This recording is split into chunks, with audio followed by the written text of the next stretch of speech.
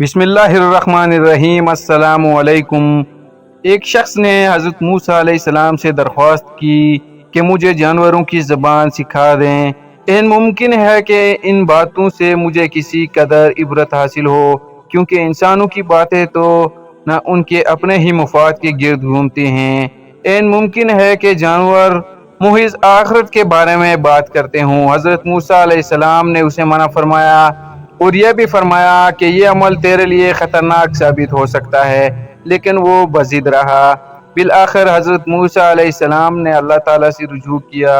اللہ تعالیٰ نے حکم دیا کہ اسے جانوروں کی زبان سکھا دو۔ اس کے باوجود حضرت موسیٰ علیہ السلام نے اس شخص کو سمجھایا کہ اپنی ضد سے باز آ جاؤ وگرنہ نقصان اٹھاؤ گے، لیکن وہ شخص نہ مانا۔ بالآخر موسیٰ علیہ السلام نے اسے مرغ اور کتے کی بولی سکھا دی۔ انہوں نے اس شخص سے فرمایا کہ اللہ تعالیٰ نے مجھے محض اتنی ہی اجازت فراہم کی ہے۔ اگلے روز وہ آزمانے کی خاطر گھر کے دروازے پر کھڑا ہوا۔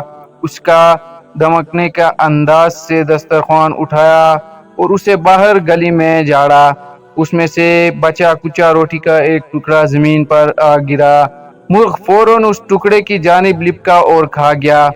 کتے نے کہا کہ تم نے زیادتی کی ہے، تم تو مٹی میں گرے ہوئے دانے بھی تلاش کر سکتے ہو، لیکن میں ایسا نہیں کر سکتا۔ اگر تم روٹی کا یہ ٹکڑا میرے لیے چھوڑ دیتے تو میں اسے بے فکر ہو کر اپنی بھوک کسی قدر مٹا سکتا۔ مرغ نے کہا کہ تم فکر نہ کرو، کل مالک کا گھوڑا مر جائے گا اور تم گوشت سے لطف اندوز ہونا۔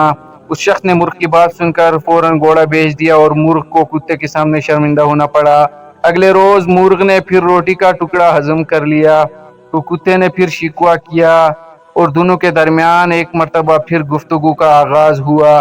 مرغ نے کہا کہ مالک نے گھوڑا فروخت کر دیا تھا اور وہ نئے مالک کے پاس جا کر موت سے ہمکنار ہوا، لیکن تم فکر نہ کرو، کل اس کا خچر مر جائے گا اور تم پیٹ بھر کر گوشت کھانا۔ اس نے خچر بھی فوراً بیچ دیا۔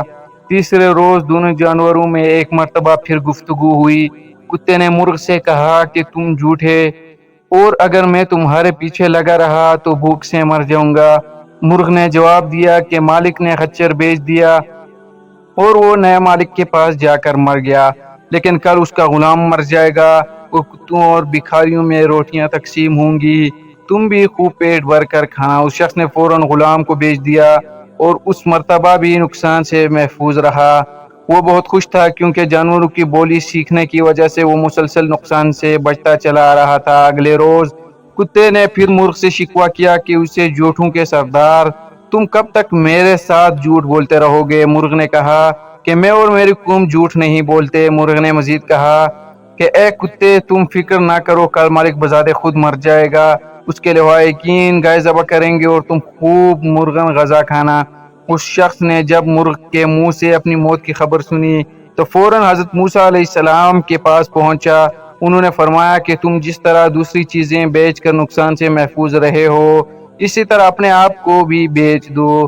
موسیٰ علیہ السلام نے کہا کہ اللہ تعالیٰ کی قضا اور قدر نہیں ٹلتی، لیکن میں اللہ تعالیٰ سے یہ دعا کروں گا کہ تیرا خاتمہ ایمان پر ہو۔ اس دوران اس شخص کی طبیعت بگڑ گئی اور اس نزاع کی کیفیت طاری ہو گئی۔